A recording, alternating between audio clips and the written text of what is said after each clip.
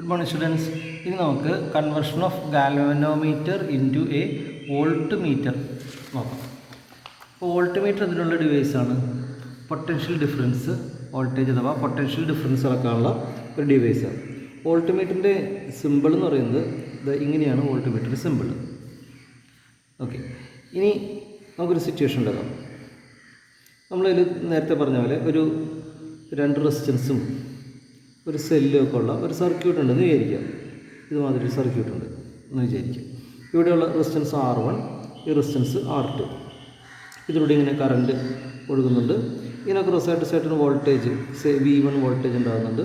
ഇതിനെ crosses V2 voltage ഉണ്ടാകുന്നുണ്ട്. നമുക്ക് ഈ V2 വോൾട്ടേജ് എത്രയാണെന്ന് അറിയാൻ വേണ്ടി ഇതിനെ ക്രോസായിട്ട് ഒരു വോൾട്ട് മീറ്റർ ഘടിപ്പിക്കണം. ഇപ്പോൾ വോൾട്ട് മീറ്റർ കണക്ട് ചെയ്യുന്നത് അളക്കേണ്ട ആ പൊട്ടൻഷ്യൽ ഡിഫറൻസ് ഏതൊക്കെ പോയിന്റിലാണോ അതിന് അക്രോസായിട്ടാണ് കണക്ട് ചെയ്യുന്നത്. ആ മീറ്റർ ചെയ്ത പോലെ കണക്ഷൻ ബ്രേക്ക് ചെയ്തിട്ട് ത്രൂ ആയിട്ട് കണക്ട് ചെയ്യേണ്ട ആവശ്യമില്ല, അക്രോസ് ആയിട്ട് കണക്ട് ചെയ്താൽ മതിയാവും. അപ്പോൾ അങ്ങനെയാണെങ്കിൽ ഇതിന് അക്രോസുള്ള വോൾട്ടേജ് ഇവിടെ കാണിച്ചു തരേണ്ടതാണ്. പക്ഷേ പ്രാക്ടിക്കലി ഇതിനകത്തും കുറച്ച് ഒരു കോയിൽ റെസിസ്റ്റൻസ് കാണില്ലേ, ഇതൊരു ഡിവൈസ് അല്ലേ. അപ്പോൾ അങ്ങനെ വരുമ്പോൾ ഇതിനും ഒരു റെസിസ്റ്റൻസ് ഉണ്ടാവും. അപ്പോൾ അതുകൊണ്ട് ഇതിലൂടെ നേരത്തെ ഇങ്ങനെയാണ് കറണ്ട് ഒഴുകിയിരുന്നെങ്കിൽ ഇങ്ങനെ ഒരു ലോക്കൽ കറണ്ട് ഒഴുകാൻ തുടങ്ങും. ഈ രീതിയിലൊരു കറണ്ട് ഒഴുകാൻ തുടങ്ങും. അങ്ങനെ കറണ്ട് ഒഴുകി എന്നൊരു കാരണം കൊണ്ട് തന്നെ ഈ ടോട്ടൽ കറണ്ടിൽ വ്യത്യാസം വരും. ടോട്ടൽ കറണ്ട് മാറുമ്പോൾ ഈ സർക്യൂട്ടിൽ പല പല ഭാഗങ്ങളിൽ ഡെവലപ്പ് ചെയ്യുന്ന പി ഡിക്ക് വ്യത്യാസം വരും. ഇതിന് ക്രോസ് ആയിട്ടുള്ള പി ഡിക്കും വ്യത്യാസം വരും. ശരിക്കും പറഞ്ഞാൽ സർക്യൂട്ടിലെ കറണ്ടും പി ഡികളെല്ലാം തന്നെ ഡിസ്റ്റർബ്ഡ് ആകും. എന്ത് കാരണം? ഒരു വോൾട്ട് മീറ്റർ കണക്ട് ചെയ്തു എന്നൊരു കാരണം കൊണ്ട്. അപ്പോൾ ഒരു നല്ല വോൾട്ട് മീറ്റർ എങ്ങനെയായിരിക്കണം? ഇതുപോലെ കണക്ട് ചെയ്യുമ്പോൾ ഇതിലൂടെ ഇങ്ങനെ കറണ്ട് എടുക്കാൻ പാടില്ല. കറണ്ട് എടുക്കാതെ ആയിരിക്കണം മെഷർമെൻറ്റ് നടത്തേണ്ടത്. നോ കറണ്ട് സിറ്റുവേഷനിൽ മെഷർമെൻറ്റ് എടുക്കണം. കറണ്ട് എടുക്കാൻ പാടില്ല എന്നങ്ങനെ പറയുക.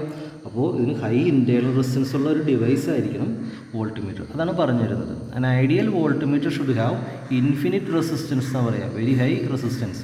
എന്നാൽ ഒന്ന് ഓർക്കുക, ഐഡിയൽ വോൾട്ട് മീറ്റർ എങ്ങനെ ഇരിക്കണം? 0 റെസിസ്റ്റൻസ് ആയിരിക്കണം. Okay, so it should have A high resistance. അപ്പോൾ എങ്ങനെ നമുക്കൊരു ഗാൽവനോമീറ്ററിനെ ഹൈ റെസിസ്റ്റൻസ് ആയിട്ടുള്ള ഡിവൈസാക്കി മാറ്റാം?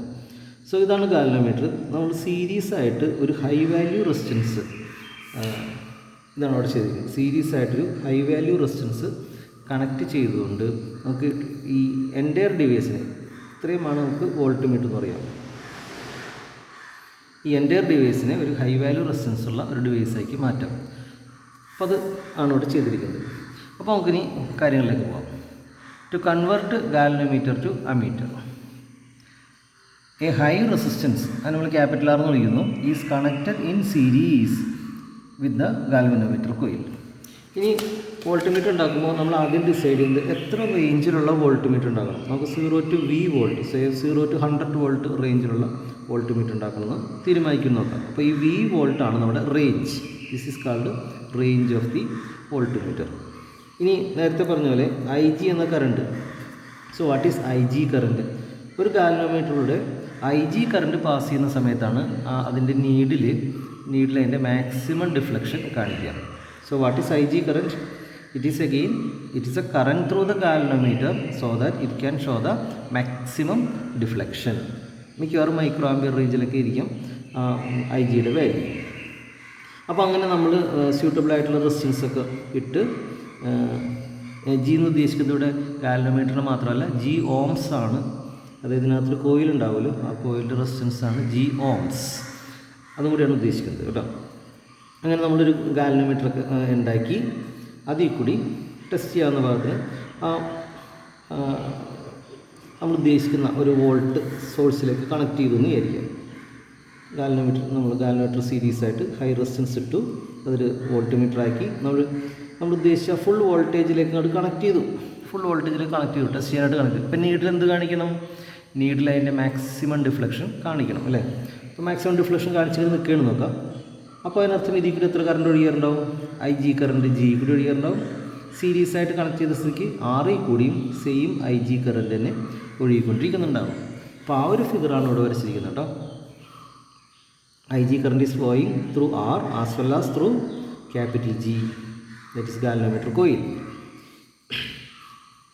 ഇനി നമുക്ക് ഇങ്ങനെ പറയാൻ പോകുന്നത്, ഈ സപ്ലൈ വോൾട്ടേജ് രണ്ട് ഡിവൈസുകൾക്ക് അക്രോസ് ആയിട്ട് ഡിവൈഡ് ചെയ്തു. This voltage is divided or distributed across these two devices.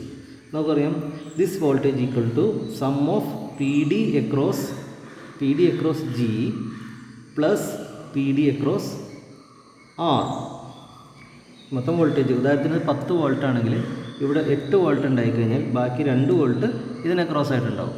Okay, so total voltage is sum of P D across the other two devices എന്നാണ് ഇവിടെ ഉദ്ദേശിച്ചിരിക്കുന്നത്. അങ്ങനെ പറയുമ്പോൾ നമുക്ക് എഴുതാം. So V equal to, so what is P D across G? ജീനെ കുറിച്ച് മാത്രം ആലോചിച്ച് voltage equal to current into resistance അല്ലേ, കറണ്ട് ഇൻറ്റു റെസിസ്റ്റൻസ് പ്ലസ് ഈ ഡിവൈസിനെ കുറിച്ച് മാത്രം ആലോചിച്ച് വോൾട്ടേജ് അക്രോസിറ്റീസ് സെയിം ആസ് ഓംസിൽ പറയുന്നത് എന്താണ്? Voltage across it is same as current into resistance. So current is I G, resistance is R. So it is I G into R. ഇത്രയും പിടിയിട്ടില്ലേ? ഈ ഇക്വേഷനിൽ നിന്ന് കോമൺ ആയിട്ട് ഐ ജിയെ പുറത്തെടുത്താൽ നമുക്ക് എന്ത് കിട്ടും? V equal to I G into G plus R എന്ന് കിട്ടും. അതാണ് ഇവിടെ എഴുതി വെച്ചിരിക്കുന്നത്. V is equal to I G into R plus G. Okay, that is same. നമുക്കിതിൽ നിന്ന് കണ്ടുപിടിക്കേണ്ടത്, നമുക്ക് കടയിൽ ചെന്ന് വാങ്ങേണ്ട കാര്യങ്ങൾ എന്തൊക്കെയാണ്? ഗാൽവനോമീറ്റർ വാങ്ങണം, പിന്നെ ഈ ഹൈ വാല്യൂ റെസിസ്റ്റൻസും വാങ്ങണം അല്ലേ. നമുക്ക് ഈ ഹൈ വാല്യൂ റെസിസ്റ്റൻസിൻ്റെ വാല്യൂ കടക്കാർ പറഞ്ഞു കൊടുക്കണം. അപ്പോൾ ഈ ഹൈ വാല്യൂ റെസിസ്റ്റൻസിൻ്റെ വാല്യൂ, അതായത് ക്യാപിറ്റൽ ആർ നമുക്ക് കണ്ടുപിടിക്കണം. ഈ ഇക്വേഷനൊക്കെ മോഡിഫൈ ചെയ്തുകൊണ്ട് ക്യാപിറ്റൽ ആറിൻ്റെ വാല്യൂ കാണാം. That is V by I G minus G. അങ്ങനെ നമുക്ക് ക്യാപിറ്റൽ ആറിൻ്റെ വാല്യൂടെ കിട്ടും. അപ്പോൾ നമുക്ക് ആ ക്യാപിറ്റൽ ആറിൻ്റെ വാല്യൂട്ടിന് എന്തൊക്കെ അറിയണം? നമ്മൾ വാങ്ങാൻ പോകുന്ന ഗാൽവനോമീറ്ററിൻ്റെ കോയിൽ റെസിസ്റ്റൻസ് അത് നമ്മൾ പ്രിൻ്റ് ചെയ്തിട്ടുണ്ടാകും, അതറിയണം. പിന്നെ ഐ ജി വാല്യൂ, അതേ ഗാൽവനോമീറ്ററിന് എത്ര കറണ്ട് പാസ് ചെയ്താലാണ് മാക്സിമം ഡിഫ്ലക്റ്റ് ചെയ്യുക, കറണ്ട് ഫോർ മാക്സിമം ഡിഫ്ലക്ഷൻ, അത് മിക്കവാറും ഈ ഗാൽവനോമീറ്ററിൽ പ്രിൻ്റ് ചെയ്തിട്ടുണ്ടാകും.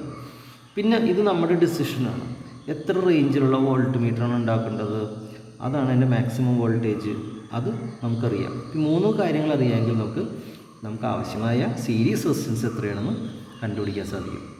അപ്പോൾ അങ്ങനെ കടയിൽ പോയിട്ട് നമ്മൾ ജി വാങ്ങി, റെസിസ്റ്റൻസ് വാങ്ങി മാത്രം മതിയോ? പോരാ, അത് തമ്മിൽ കണക്ട് ചെയ്യണം. സീരീസ് ആയിട്ട് കണക്ട് ചെയ്യുമ്പോൾ അതൊരു വോൾട്ട് മീറ്ററായിട്ട് മാറും. So that's why we convert a galvanometer into a voltmeter of desired voltage range. Okay.